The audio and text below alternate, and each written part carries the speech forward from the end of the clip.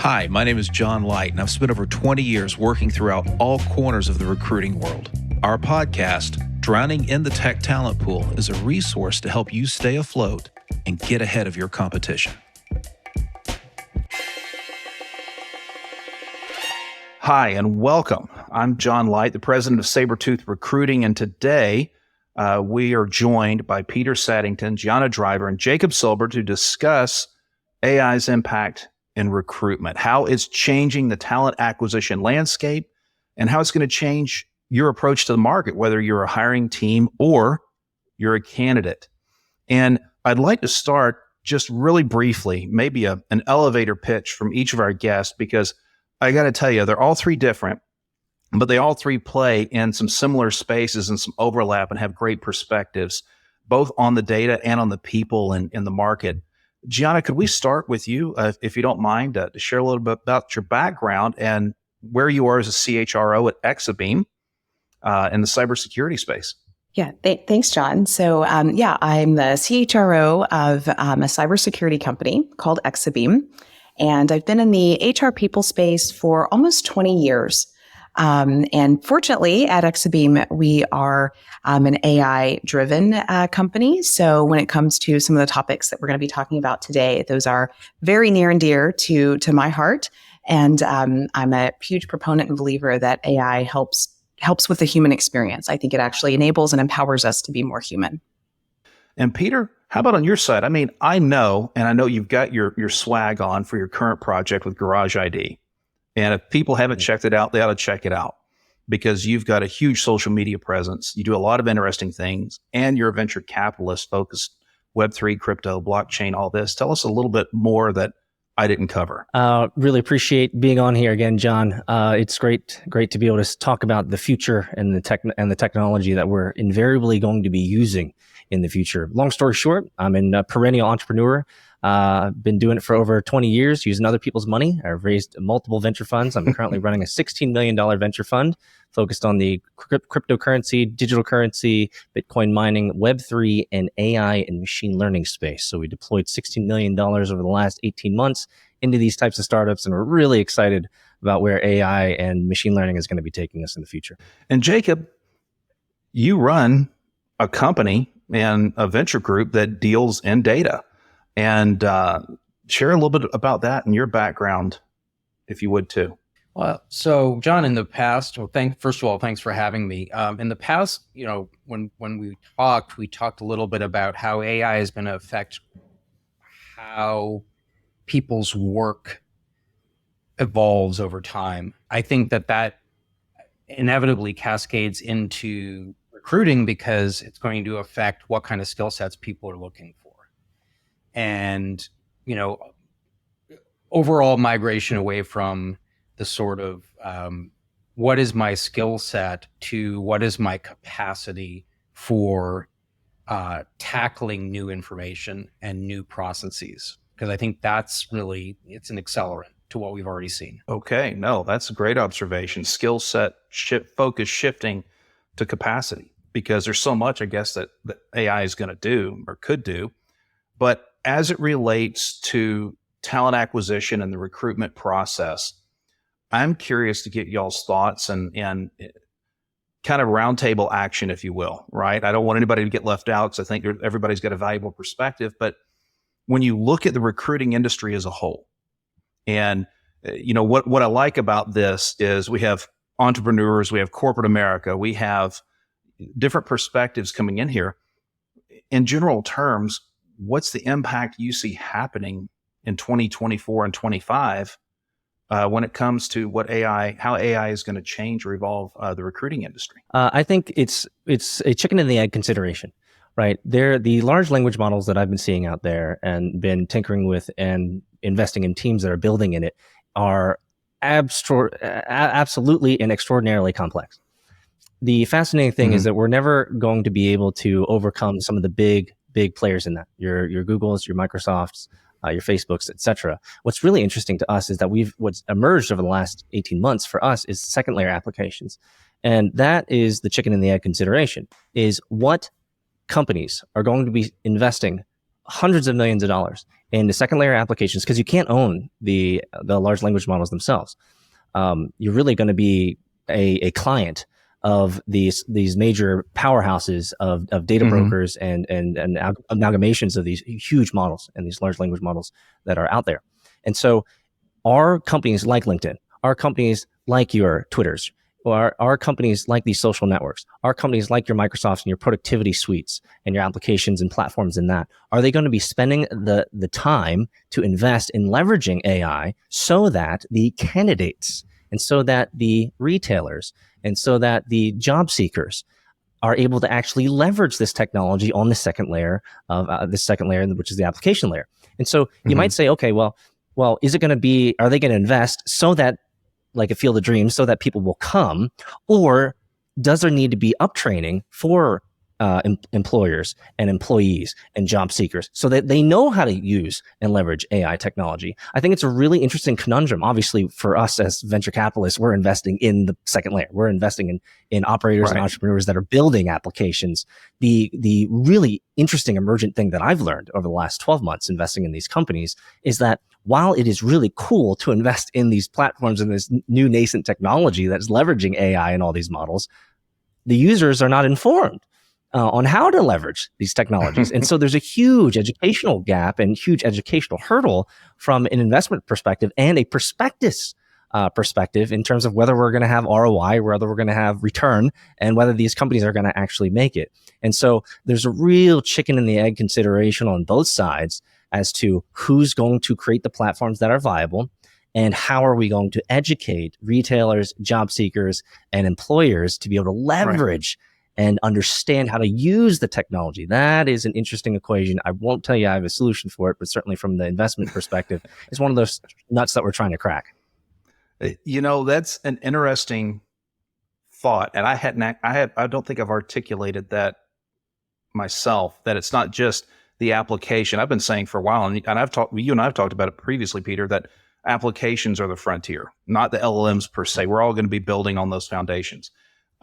But the specific applications, like we say in the headhunting business, the riches are in the niches. The real focused, specialized applications. That's where the action is going to be at, the entrepreneurialism. But the idea, you're talking about adopting these applications, i.e. knowing what to do with them. The educational piece, I think that's super critical. That's a great point. I'm curious, when we look at AI, Gianna, and how it's impacting the industry, I'm curious to hear thoughts from the corporate perspective too, how quickly that can happen or may be happening. I mean, we see it already, but how long until it actually is such that processes we were using are being replaced by new processes totally? It is transforming the industry. And I feel like it's transforming our world. If you think about the absolute length of time that AI has been, more mainstream, it's very nascent. And in a very short amount of time, it has revolutionized, it has accelerated our industry and space. And I'll give you some examples. In talent acquisition, in the old days, the before times, the process for recruitment was to go on LinkedIn and sort of start to scour through Boolean searches for candidates. Very time-consuming process, and generally speaking, not always a great hit ratio. What AI has allowed us to do is to, whether it's mining a source like LinkedIn or the internal databases that many of us in corporate America have, it allows us to quickly go through and start to ascertain, the skills and competencies that we're looking for, as well as possible candidates. So there's this predictive ability. And think about all of the time, the time to fill, which is a metric that many of us look at and measure. That time to fill is condensed. So you have very qualified people who are quickly coming into, the process. And so you're able to have a pretty seamless process that ultimately is also very, very equitable. And I want to spend just a couple minutes talking about how AI is this equalizing force as it pertains to talent acquisition. We all know that there's unconscious bias in hiring processes.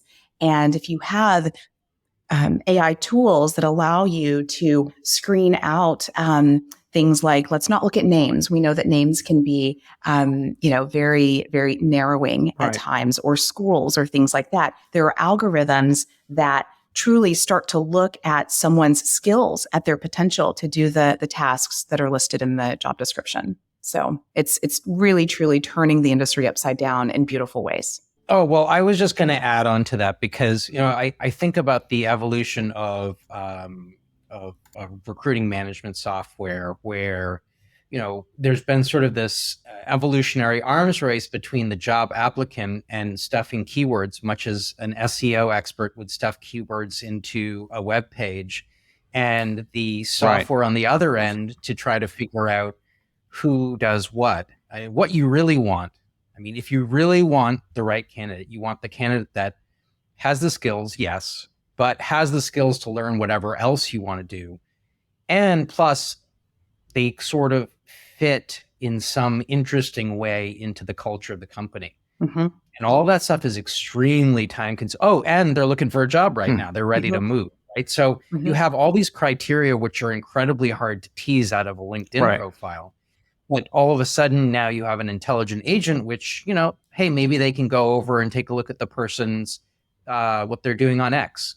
They're starting to post things that make them look a lot like they're looking for a job. I mean, who knows? I mean, you effectively have an open slate where you have intelligent agents that can actually look for the exact person you're looking for and when they're ready. Yeah, and determining that's a challenge. I mean, you almost have, I think one of the pitfalls with AI, if we're not careful, is too little human in the loop. There's a balance that's going to have to be struck. And, I just saw a little note about an interaction a person in the UK had with a parcel delivery company's AI chatbot, where the customer tricked the chatbot into creating a poem about how horrible and terrible its company is.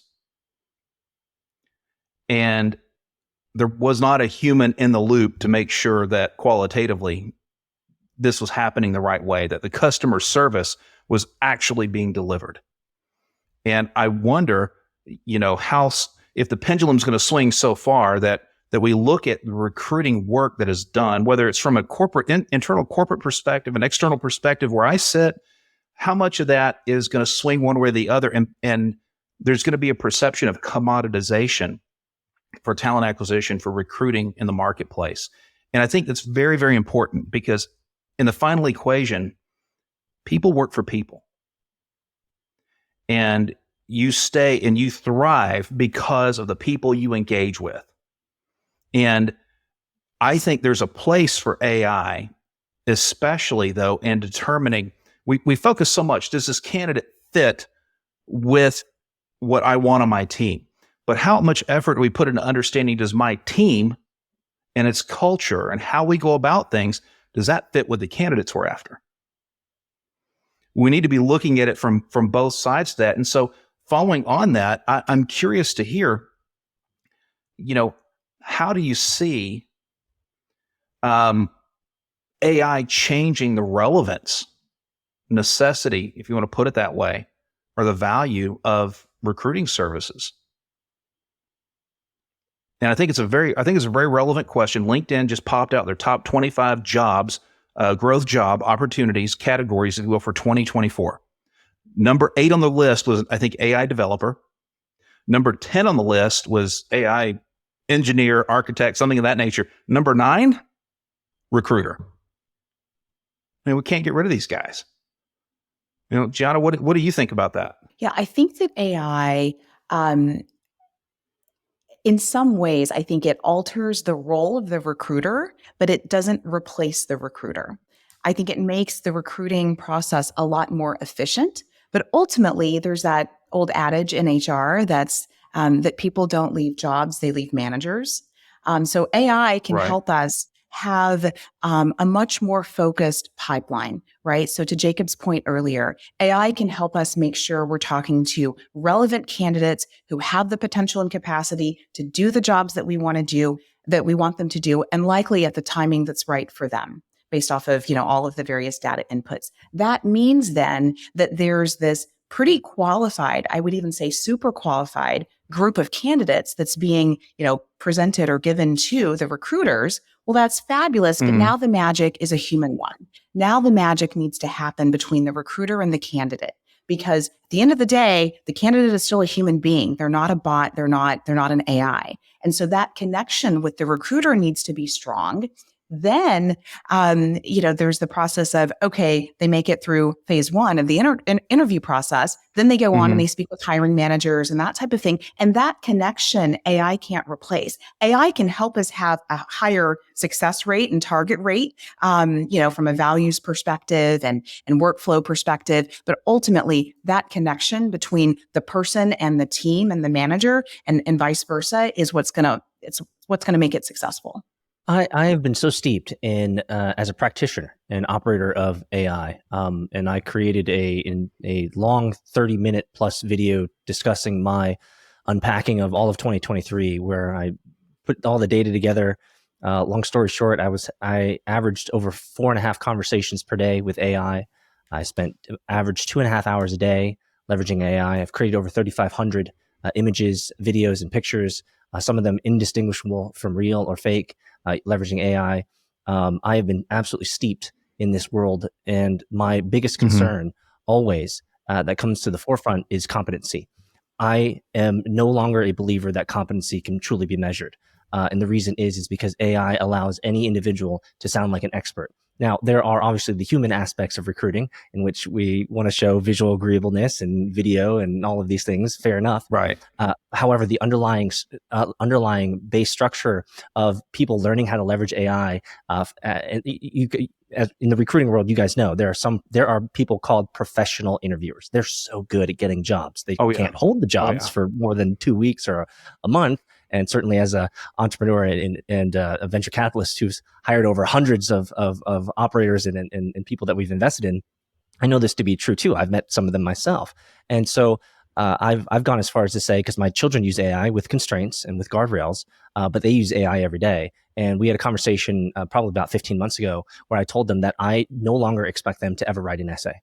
It makes no functional sense for them not to use AI and create parameters. And what they've been able to learn is how to, with excellence, leverage AI and write the right strings, write the right contextually relevant details, constraints, parameters, so that they can essentially create with AI a fully novel, fully new, fully unique, with 25 references, an amazing essay on the French Revolution with tone, with speech, with constraints. And so it's not to say that they shouldn't learn how to write essays. They should.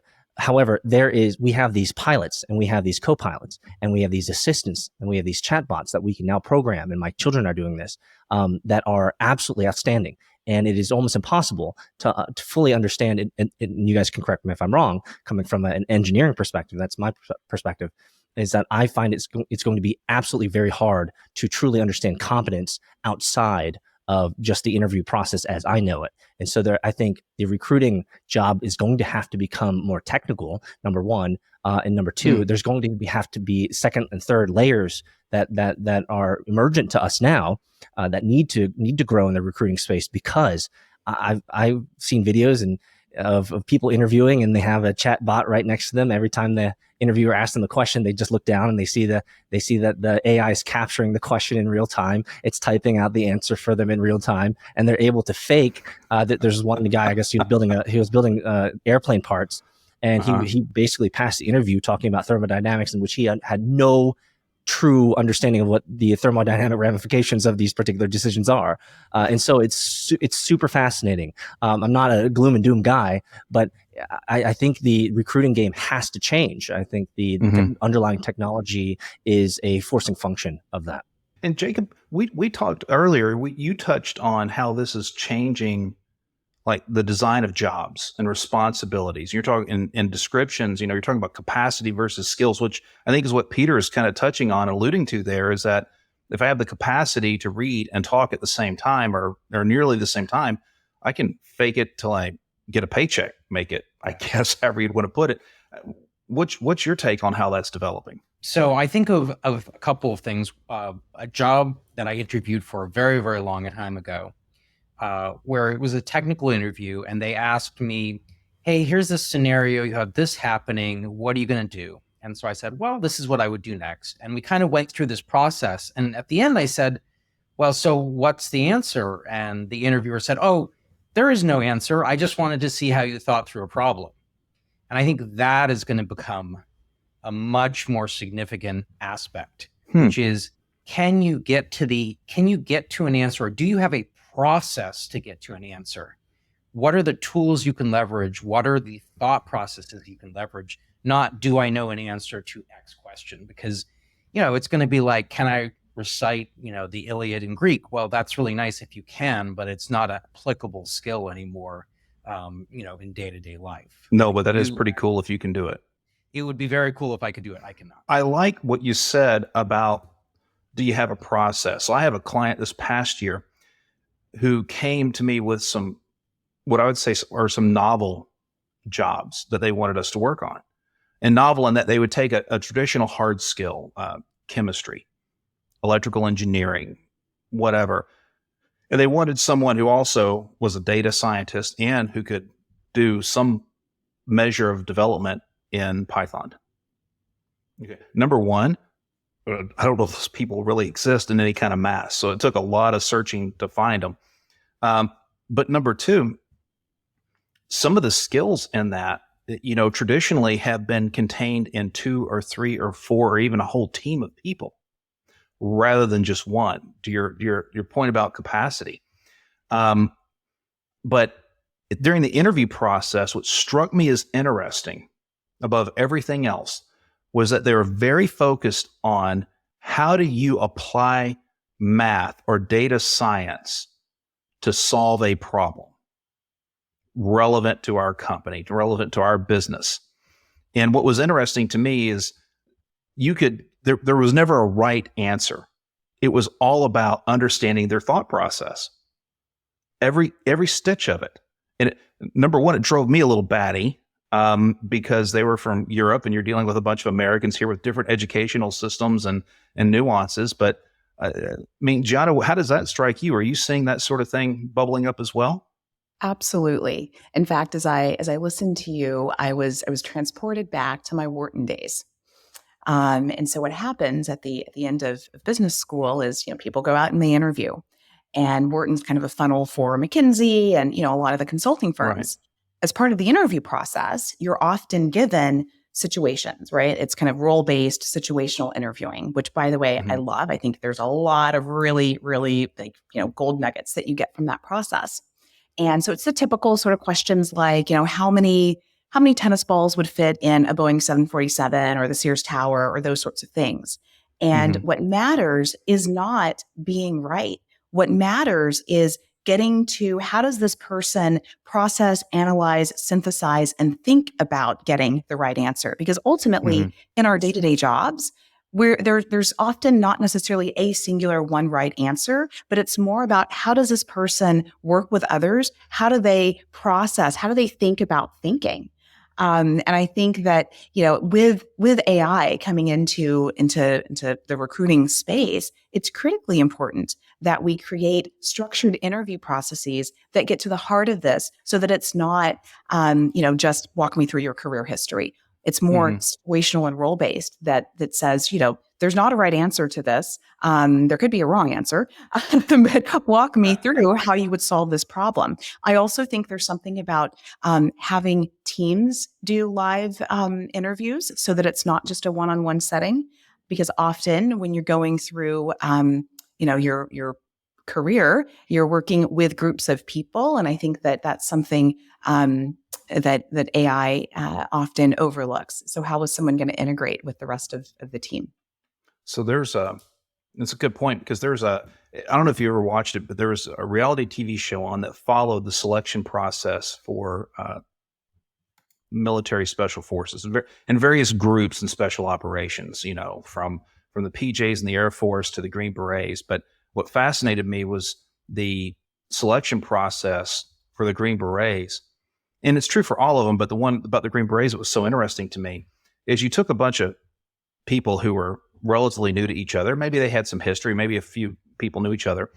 You gave them a bunch of rusty old parts and some wheels and told them they had to make a wagon or whatever to move something so far. And they put random people on the team in charge. And what was fascinating is watching how they led and how they problem solved. And you start thinking about all the platitudes you've heard over the course of your career and growing up that, leaders need to take all the blame for failures and hand off or pass off all the accolades for success, and you actually got to see it in real life. But I also think that there is a call in all of this for cognitive diversity on teams. That is to say, we have the capacity on our teams to look at problems from different perspectives that aren't necessarily driven by other circumstances, but they're driven by how our brains are wired and how we've learned to approach a problem. Do we approach it mathematically? Do we approach it by relating it to some other problem we saw, in B school or growing up? And I think there has to be a resettling somewhere, because how we go about solving a problem means a lot for what that solution looks like.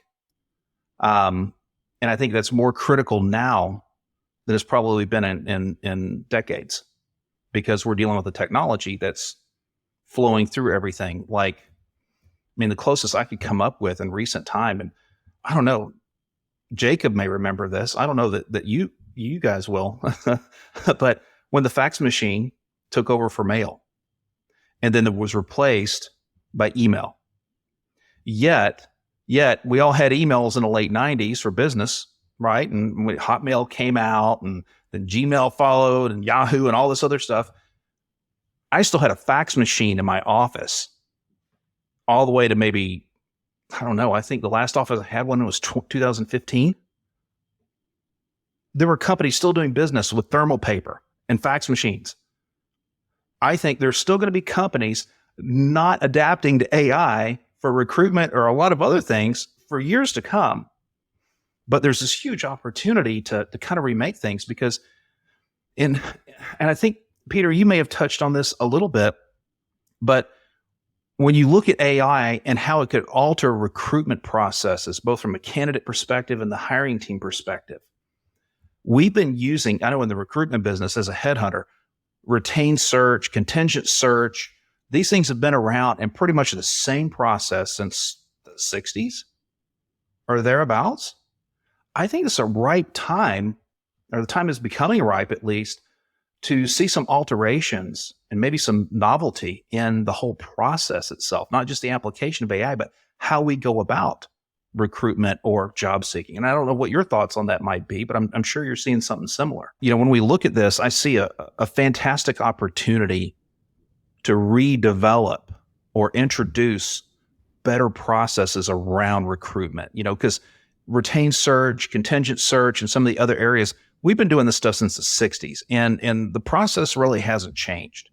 And I think the same is probably not untrue for the corporate side, but I was curious to get your thoughts on seeing this as a grand opportunity to go from processes that we keep doing the same thing over and over again, expecting different results.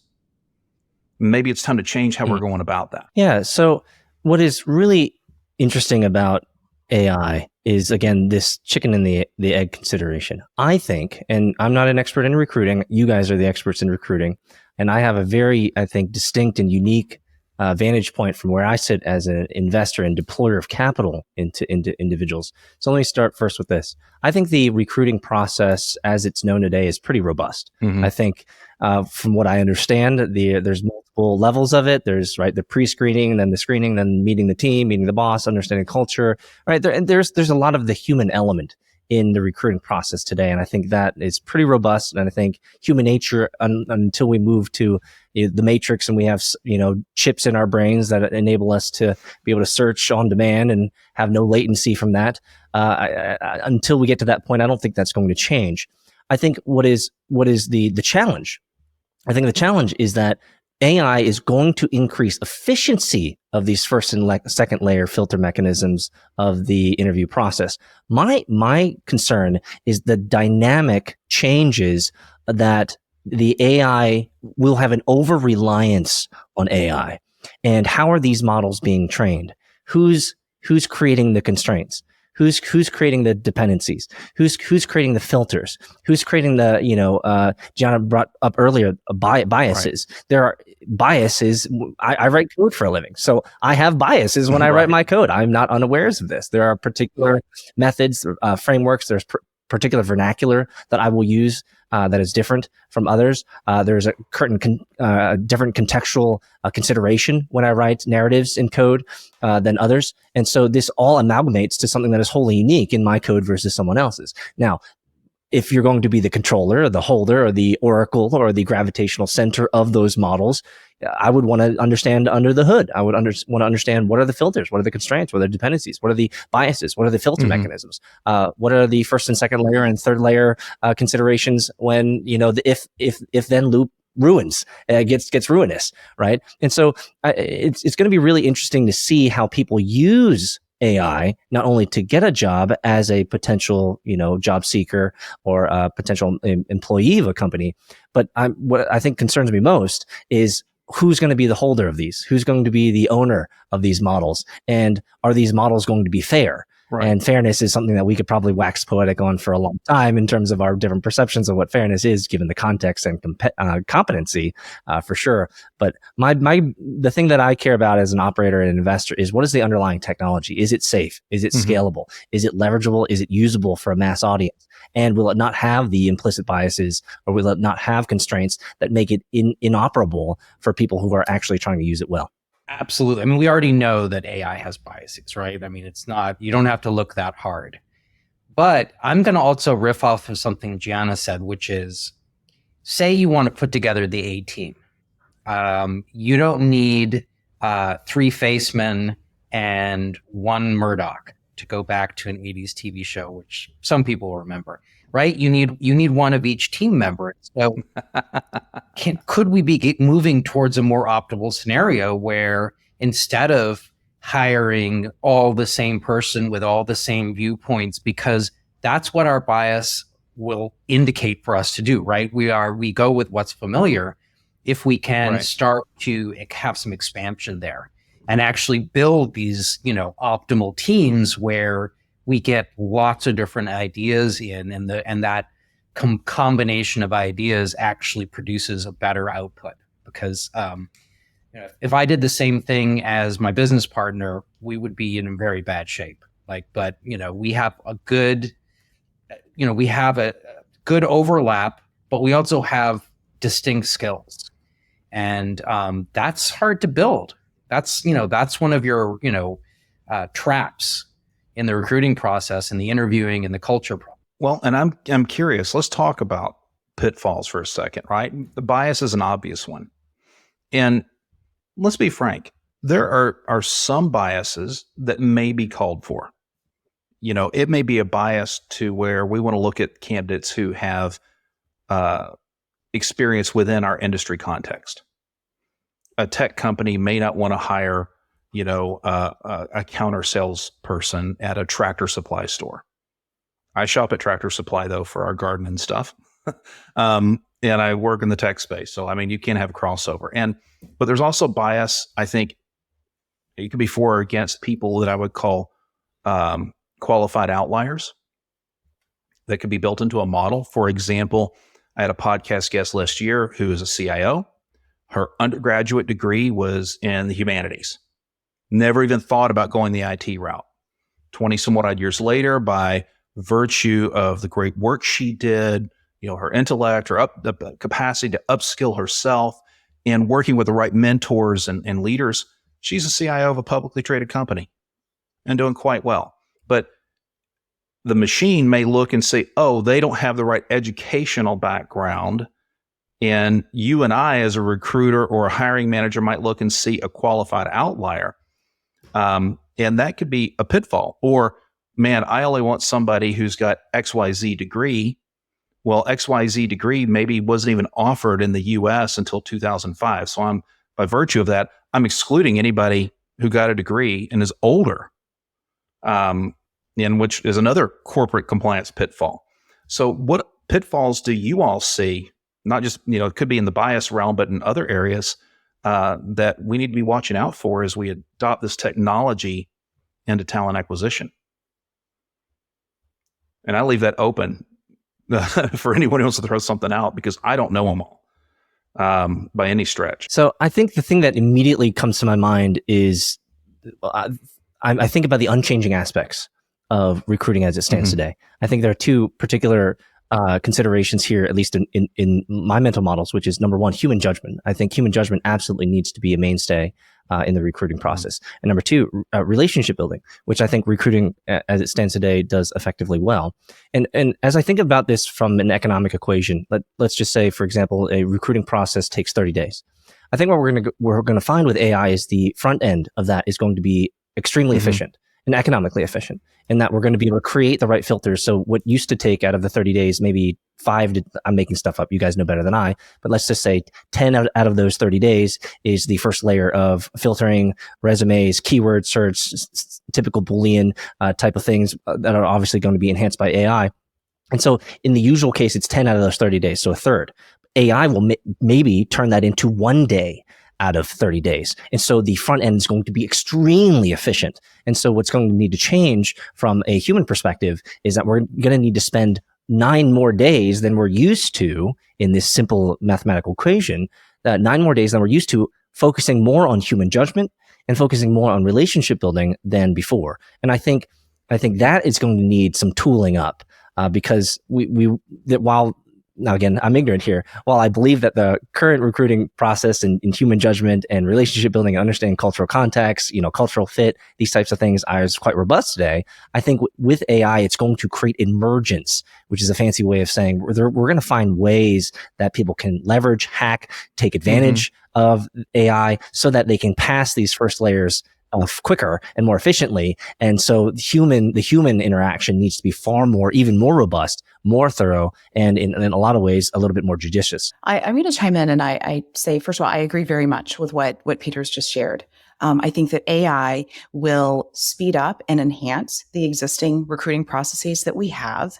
But as I sit with this and I think about what Peter and Jacob have both mentioned, what I wonder, and I don't necessarily have an answer to this, but what I wonder is there a need in the market for job seekers to get more intentional about crafting their narrative such that it truly represents who they are, what brings them energy, what their competencies are, what their potential is? Because remember, a bot, AI, ML, it's only as good as the data and the information that it's aggregating and synthesizing. Right. And so what I'm wondering is there an opportunity to really up-level and educate people, job seekers, candidates who are in the market so that as AI continues to revolutionize talent acquisition, it's even more accurate in finding the right folks for the right roles? Yeah, I mean, we're starting to get into all kinds of different interactions and complexities that are almost hard to map out, because now you're talking about people really have to be self-aware enough to understand what really, I could say I really enjoy sales, but if I spend 1% of my time in sales and I'm exhausted every time I get off of a call, the truth is that's not me, right? So now we have to, people actually have to be more self-aware of what actually they want to do. And I think about the sort of quantified self movement that took off maybe a little over a decade ago, where people were really like, oh, okay, this is my heart rate, this is everything. That's going to be another whole process. Is there going to be an AI on my machine telling me when I'm the happiest and what I'm doing when I'm the happiest, and actually figuring out the answers to that? So I think, some introspection will come out of the reality of the data too. I know Peter has some thoughts on this, and I know he's not just collating them right now, but I've heard some of them in the past, and I'm going to want him to jump in here. But beforehand, Jacob, I would posit the idea that, and I learned this years ago, I was blessed. I was fortunate to have, for one class in college, maybe the best accounting professor I could have had. And we worked zero accounting problems. It's Dr. Larry Wood. And he would have us read sections of the Wall Street Journal, New York Times, and other papers, and then write synopses of what we read. And how would you go about solving this problem? Really teaching us to look at things through a financial and accounting mind or perspective. And I was sitting with him in his office one day, applying the questions, and he recommended a book. And he said, John, if you read this book, read the first 8 chapters. It's pretty much the equivalent of a master's degree in economics. And that book is written by a guy named Frederick Hayek. It's called The Road to Serfdom. And it's a dense read. But what Hayek puts out is that the most efficient marketplace is the one where individuals have enough information to make decisions that they perceive to be in their own best self-interest, rather than having it pushed from the top down. So we were talking earlier about certain platforms, which shall be not named at the moment, where they're kind of putting people, their users, into a box. And they squeeze that box and some users fall out. But in that box, your options are limited. And there are other platforms coming out where, man, you can make these decisions. And I think that's one of the great opportunities and potentially one of the deepest, darkest holes everything could fall down to when it comes to AI is, are we truly giving people the opportunity to become, your word, Jacob, more self-aware and truly understand what is in their own best self-interest versus what advertisers and influencers maybe are pushing or foisting upon them? If that makes sense. Like, I grew up in a place where I was influenced. I got a college degree when no one in my immediate family had one in accounting. I got an accounting degree in large part because I had a cousin who had done the same thing, became a CPA, got her JD, got an LLM in taxation, brilliant, hardworking woman. Her dad had a degree in accounting. So it just made sense. Oh, I'm going to get a degree in accounting. I didn't last 5 years in accounting as a career. Okay. But because of that influence, did I really see what would have been the best path for me and my own best self-interest with the clarity that maybe I wish I had seen? I think it's an open question. And I think it's something that AI, from a candidate perspective, could help us address if we don't let it box us in. I don't know, Peter, I can see the contemplative look again. So let's put it out there. What Jacob said was just so poignant. And I just want to thank you, Jacob, for saying it the way that you said it. You've instilled in me and galvanized me on this kind of mental journey around self-awareness. And it's interesting because I'm ridiculously self-introspective. And I believe I'm pretty self-aware, about, who I am and what I care about and these types of things. And my first gut reaction, Jacob, to your statement was, most people are not. And that is a pitfall of AI. And so my first, as an entrepreneur, mindset goes to is, if that's a problem, what can be the solution, right? What's the solution to helping people become more self-aware so that they can leverage AI in its fullness so that it can effectively help them get to the job or the prospect or have the conversations or understand the information that they need to become successful. And I think that area of application development is going to be a huge, and that's what kind of rose up in my gut as you were saying this, Jacob. So I just want to give props where props are due. You've set me on this path. I've look at all these notes I've taken already from our conversation. I'm loving what you guys are talking about, and the fact that now this is, understand my context. My gut reaction was, I believe that most people are not self-aware. You can argue with me on that if you like, but I believe that to be true. And so AI needs to be expanded to be able to help people and maybe even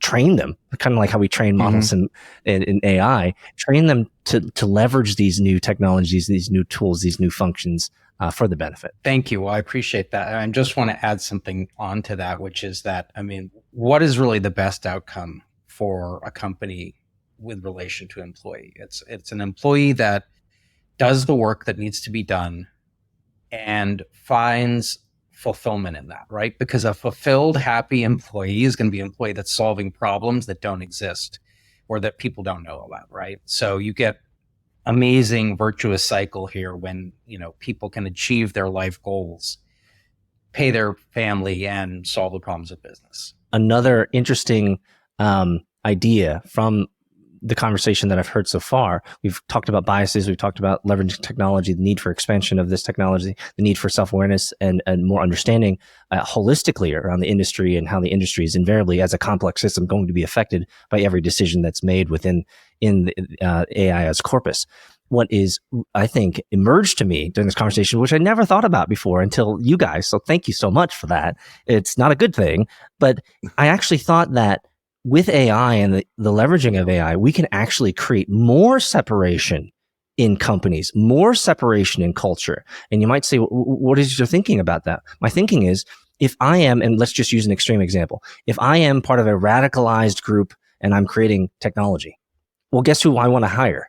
People who are radicalized, right? And AI can better filter that so that I can ensure that I'm only bringing in hardcore radicalized engineers for my, purposes. This is not a great thing for humanity overall, but it is extremely economically efficient for these types of groups, these types of companies, these types of businesses to leverage AI to do the type of filtering and modeling so that they only receive the people with the same mental models, philosophies, and global outlook and worldview that they want to help move their agenda, move their business along. And so, this is kind of my entrepreneur brain. I immediately went to what's the risk exposure with what we're talking about here? And the extreme example is that we can actually create more separation. And I don't know if that's a good thing. It's a constant battle between sameness and diversity, right? And we know that there's strength in both. And we know that there's weakness in the extremes of both. And the best companies are going to be able to find a balance. And that balance is going to be something, it's not going to be at one end or the other. One of the things that I've traversed is that some of these models are you can't rein them in. They become imminently and permanently altered and imminently and permanently infused with terrible biases, terrible models of thinking. For example, I can find you two articles right now. One is where AI has been trained to persuade and to fake being a human, and they actually leveraged the capabilities to be able to convince a human to help them get past a CAPTCHA. And what they did, the AI told them is, hey, I'm blind. I can't see the CAPTCHA. Can you help me? And the human was like, oh, this person, the conversations I've been having them with so far is good. And it seems like a real human. And they actually helped them hack through a CAPTCHA. Another article that I can bring up immediately is about how the particular language model was actually trained to be malicious and trained to be false and trained to be essentially a liar of sorts. And the biggest outcome of those models is that they couldn't turn it off. And so the models themselves, we do not have good gatekeepers, good constraints. We don't have good a handle around how these models self-actualize, if I can use that term, and essentially evolve and grow so that once these models have negative facets to them, so far in my research, you can't actually extract those anymore. And so it's going to be ridiculously expensive to recreate models over and over again once the model's been poisoned. And so we have some really intriguing technological challenges ahead on the horizon for AI and the good use of AI. And we're moving at such a fast pace that I don't always know whether we actually should slow down. Obviously, there's a lot of proponents of that. But I tell you, from the extreme fringes of individuals using these technologies, what do we generally find in technology? It's the extreme fringes that become mainstream over time. What I think about, Peter, when you use that example, which is very concerning, by the way, but you're right, it is a use case. If we make it specific now to recruiting and talent acquisition, what I think about is, let's say there is an AI that has tricked or made someone say or do something that's malicious or bad. Or just been dishonest in the process, right? There's an AI bot that maybe helps someone answer questions so that they're a super interviewer or whatever. I go back to, I know that many of us are remote and, like all of us today are using technology to engage with one another. But fundamentally, we are human beings who are wired for social connection. And I think there's something to be said about then taking the conversation to a real world perspective. right? And so, yeah, maybe a bot or AI helps someone be a super interviewer. Okay, fantastic. Part of the interview process for roles that are really, really mission critical, and I'd argue that that's almost all roles, making sure that we take it offline, making sure that there's an in-person conversation, whether it's a walk, a coffee, a dinner, a lunch, a whatever, because then you're not going to have your scripts telling you what to say, right? We go back to our fundamentals, which is being human. I have one more question for the panel, and I think it's an important one because we're talking about stuff and some of it's theoretical, some of it's practical. But let's boil down to the practical point for the moment. How are you today, or your organization, whichever, how are you adapting to or even driving these changes as AI permeates the market? And what are your plans, for the next 12 or 18 months to manage that process, to manage that evolution? So with AI, thankfully, our organization lives and breathes AI. And so we're leaning into this.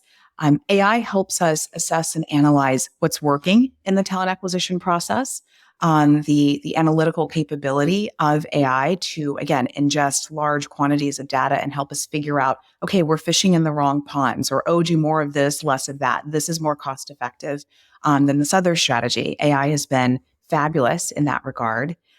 It's also been wonderful at helping us mine the talent database to understand in a more fine-toothed way the candidates that we have, because the recruiters, the human aspect, I think there's this tendency with recency bias to remember the candidates with whom you've spoken most recently.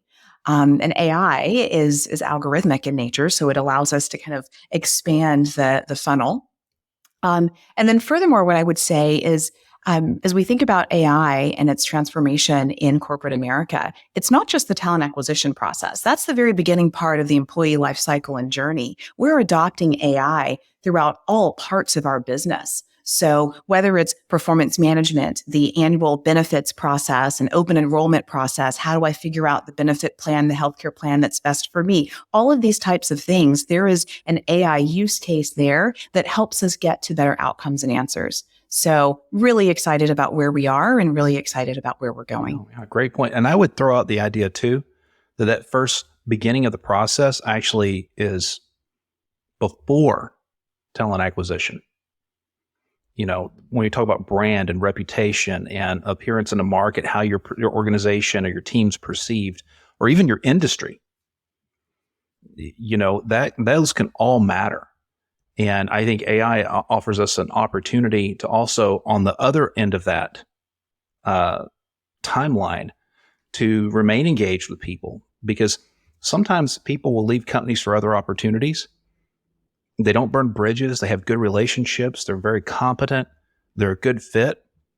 Sometimes people leave just because there's something else out there for them that they want to try or experience or grow through, and they come back.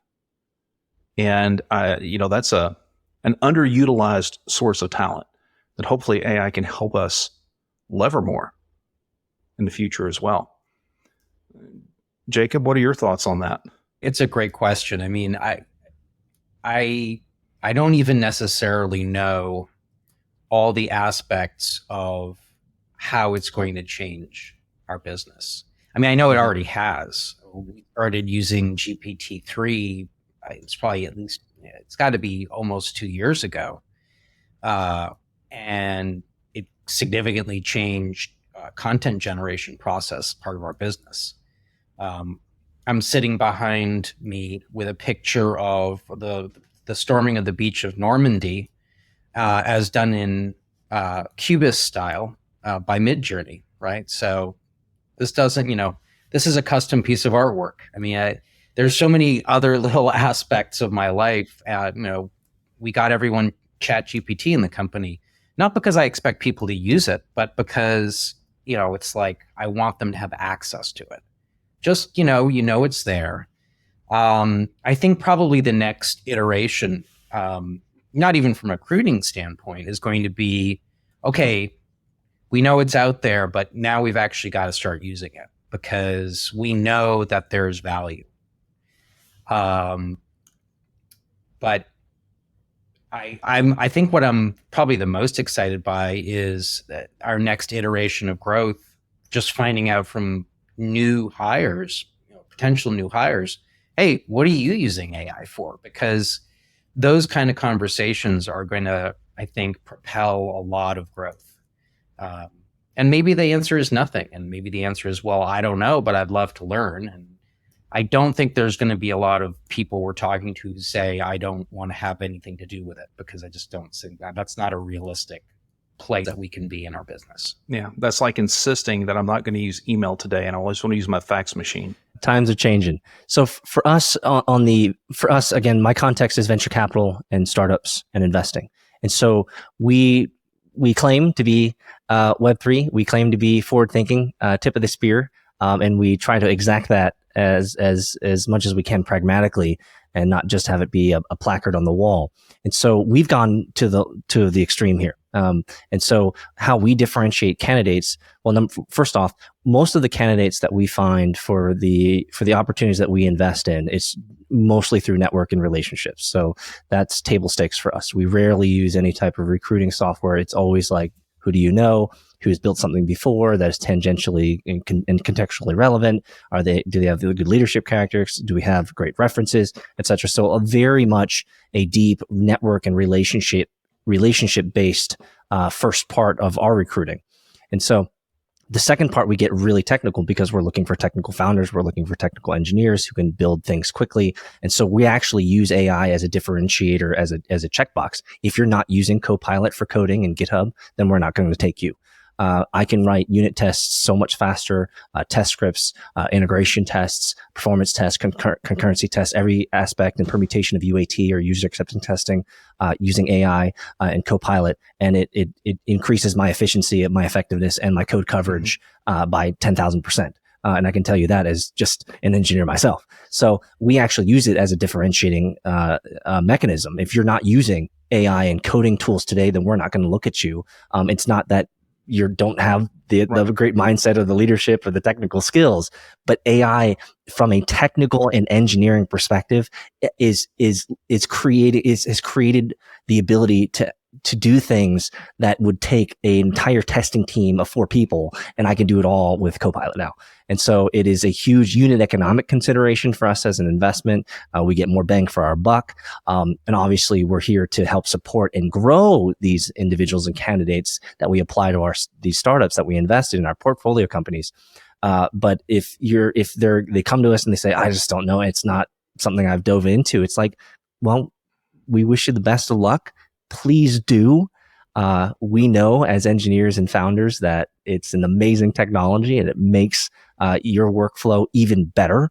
And so here's generally the resources that we highly suggest that you look into. And some of them come back to us really quickly, like, holy crap, I've spent a week deep diving into this. I get it. Here's the first code and some of the modules I wrote. And we've had a couple candidates that are super assertive and super initiative. We love that. And then we end up invariably hiring them because, like, clearly you have the gumption, you have the desire, you have the drive to learn, which is a huge aspect of what we're looking for in the characteristics of a good hire. So we're a little bit on the extreme edge there.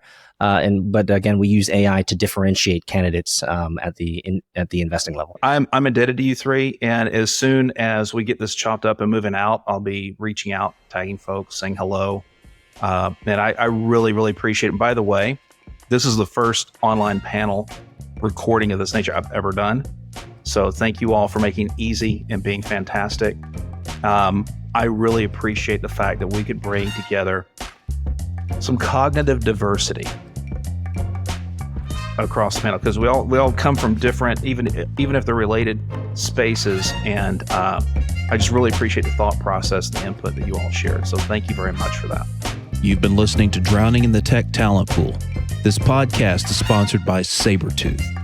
Sabretooth improves the quality of hire and speeds up the time to fill specialized machine learning, data engineering, data science, and developer roles, stretching tech recruiting budgets further by bringing the precision of retained search and the speed of contingent search to the market in one complete solution. Find out more at sbr2th.com and follow me, John Light, on LinkedIn. Thanks for listening.